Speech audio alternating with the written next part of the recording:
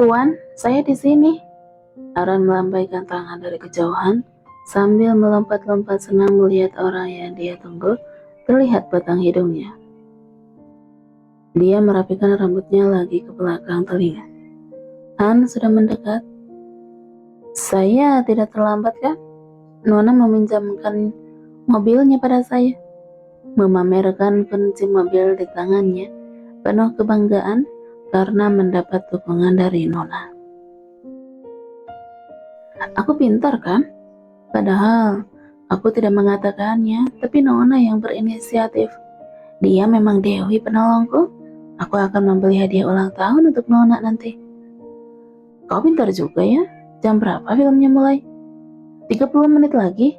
Anda mau menonton film apa, Tuan? Horor. Apa? Kenapa horor? Aku tidak mau. Kenapa? Kau tidak suka? Nona tidak memilihkan film apa yang akan aku tonton, jadi terserah aku mau menonton apa.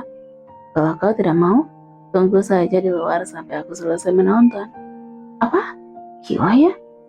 Tentu saja saya suka. Ayo kita menonton film horor, Tuan. Tertawa senang seperti film horor adalah film kesukaannya. Berikan tasmu. Kaget. Kenapa? Apa dia mau membeli tiket pakai uangku? Ragu, Aran menyerahkan tas miliknya ke tangan Han, lalu mengikuti langkah kakinya menuju tempat pembelian tiket. Cih, tidak seru. Sepertinya waktu tuan muda yang melakukannya saat kencan dengan Nona terlihat lucu dan menyenangkan. Tapi ini tidak seru sama sekali. Pegang sendiri tasmu, tidak seru.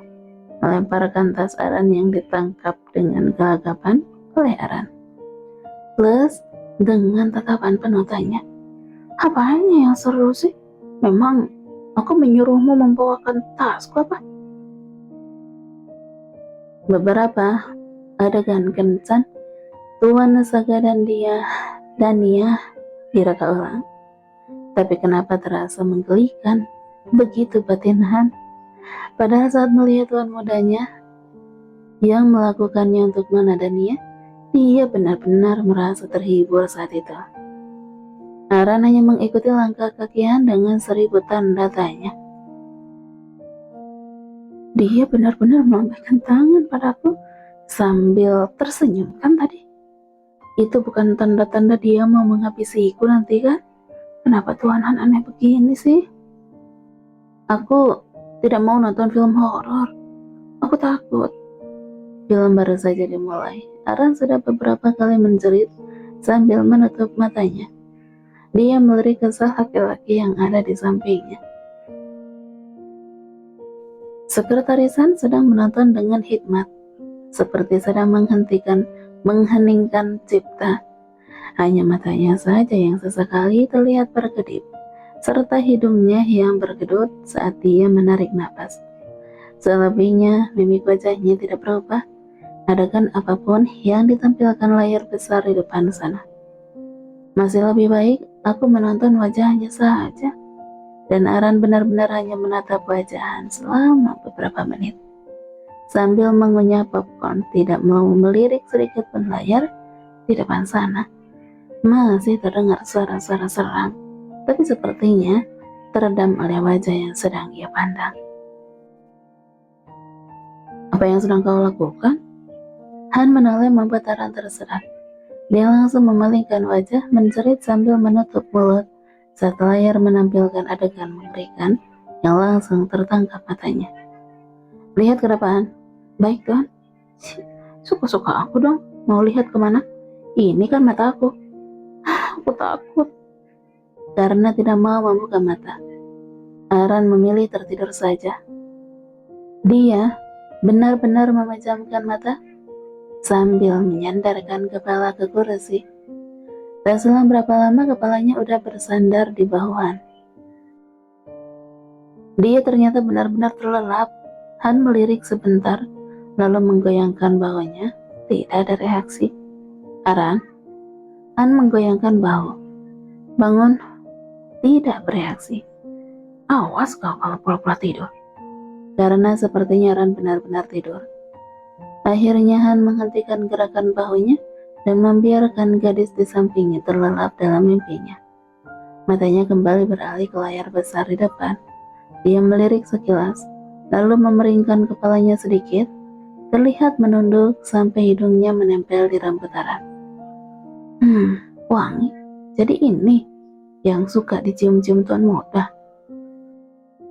Tidak mau terpergok melakukan hal aneh, Han langsung mengangkat kepalanya lagi, kemudian fokus melihat film. Dia tahu kalau gadis di sebelahnya ini membenci film horor setengah mati. Untuk itulah dia memilih jenis film ini. Sebenarnya apa yang dia takutkan? Padahal filmnya tidak ada seramnya sama sekali.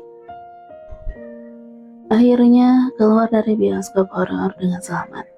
Seperti terlepas dari jerat di lehernya, wajah Aran masih terlihat pucat karena terkejut saat dibisiki sekretaris Han dengan bisikan menyeramkan untuk membangunkannya tadi.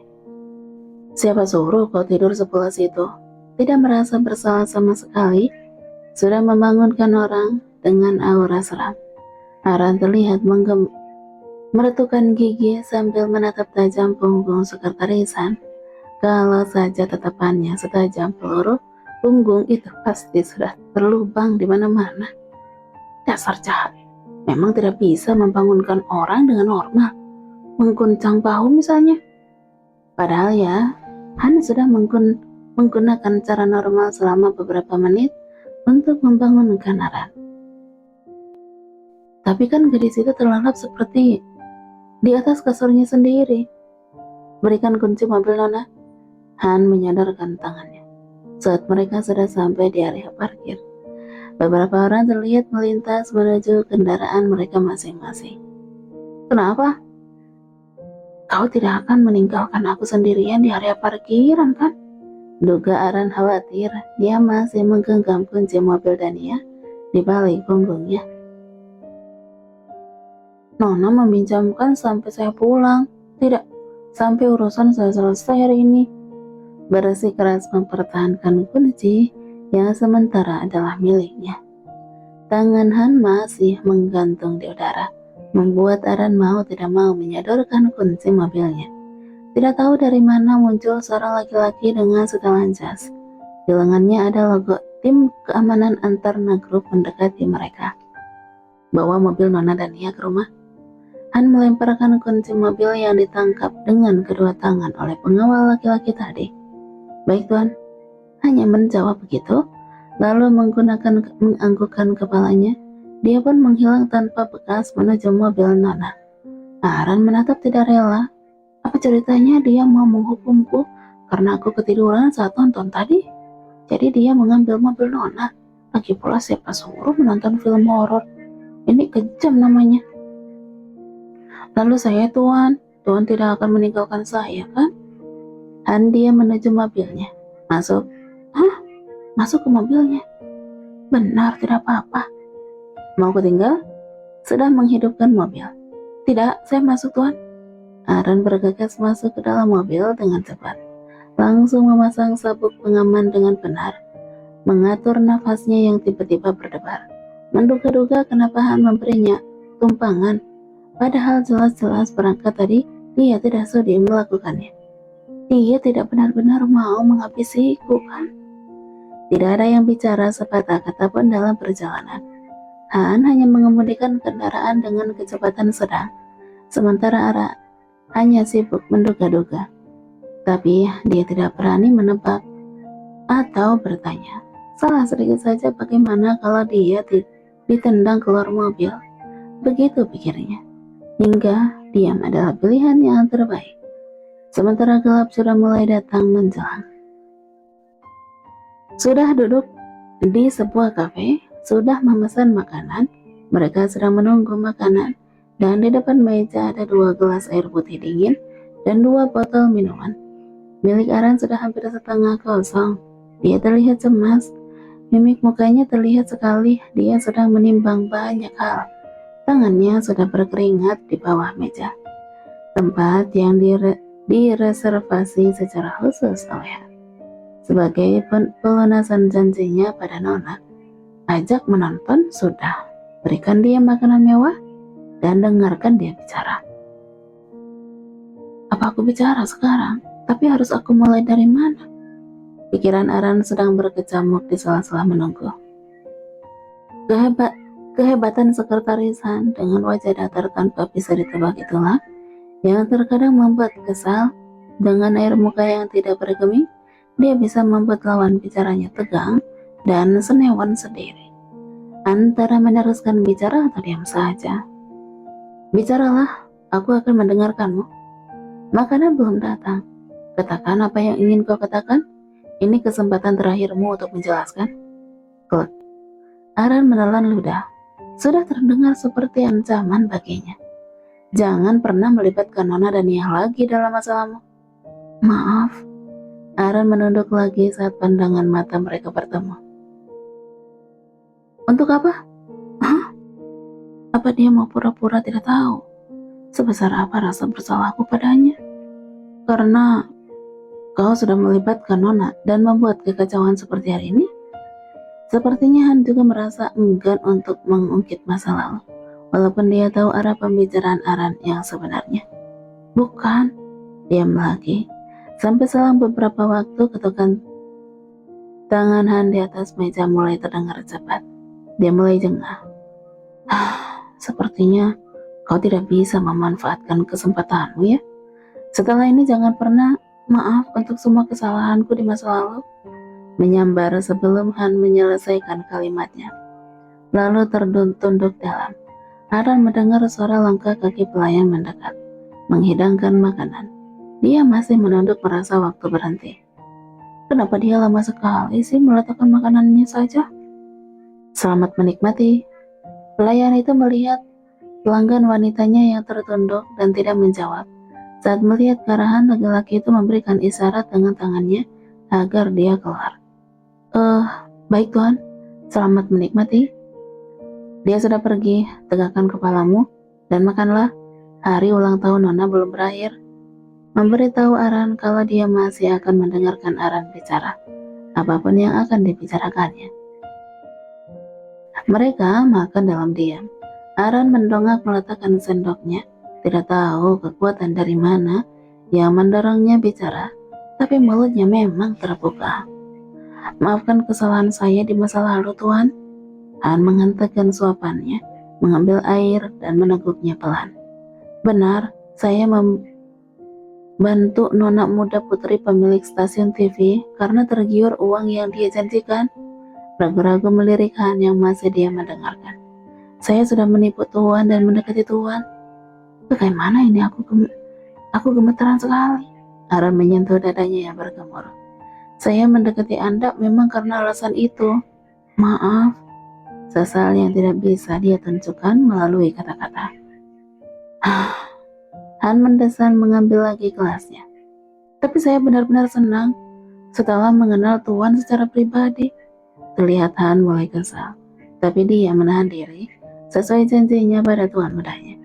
Waktu yang kita lalui bersama, saya benar-benar senang. Tutup mulutmu. Tanpa sadar Han mengatakannya. Baiklah, lanjutkan bicaramu. Aku sudah berjanji pada Nona. Dia selalu merasa kesal jika memikirkan betapa bodohnya bisa tertipu dengan wajah balas gadis di depannya ini. Dia benar-benar bersikap baik pada aku hari ini hanya karena Nona dan Nia. Karena janjinya pada Nona, sama sekali bukan karena aku kan. Getir, suara yang bergetar di dada Aran. Jika dia mengatakan semuanya dan dimaafkan, apakah semuanya akan melegakan atau hanya akan terus mengganjal di hatinya? Apa Tuan masih melakukannya setiap akhir pekan? Han menatap Aran lega tapi tidak menjawab. Berkeliling, membagikan uang pada pedagang kecil dengan jaket hoodie supaya Tuan tidak dikenali. Karena hal inilah semua pikiran Aran berubah. Penilaiannya kepada sekretarisan jungkir balik dari lagi-lagi dingin tanpa ekspresi di belakang Tuan Saga menjadi seseorang berhati hangat yang hanya dia dan Tuhan yang tahu. Untuk itulah niatan yang awalnya hanya karena uang berganti tujuan benar-benar ingin mengenal Han dengan dunianya, membuat Aran semakin dalam terjerumus dalam kebetulan-kebetulan yang dia ciptakan untuk mendekati sekretarisan. Maafkan saya Tuan. Han masih menatap Aran. Kali ini gadis itu tidak memalingkan matanya. Epilog. Mobil memasuki halaman rumah utama. Mobil milik Tania sudah terparkir di sana. Han menghentikan mobil tanpa mematikan mesin. Apakah merasa meluruskan semua kesalahpahaman mereka dengan kedamaian? Terima kasih untuk hari ini, Tuan. Terima kasih sudah memberi saya kesempatan bicara sebanyak itu. Keluarlah. Baik. Aran keluar dari mobil menutup pintu pelan agar tidak menimbulkan suara. Terima kasih Tuan untuk hari ini. Aran, Han mencantikkan tangannya agar gadis itu memasukkan kepalanya ke dalam mobil lagi. Kenapa? Dia tidak akan mencium pipiku kan? Cuci rambutmu setiap hari. Aran terlonjak sampai kepalanya membentur mobil, membuat Han terlihat tersenyum tipis, lalu bergegas memutar mobilnya keluar dari halaman rumah utama.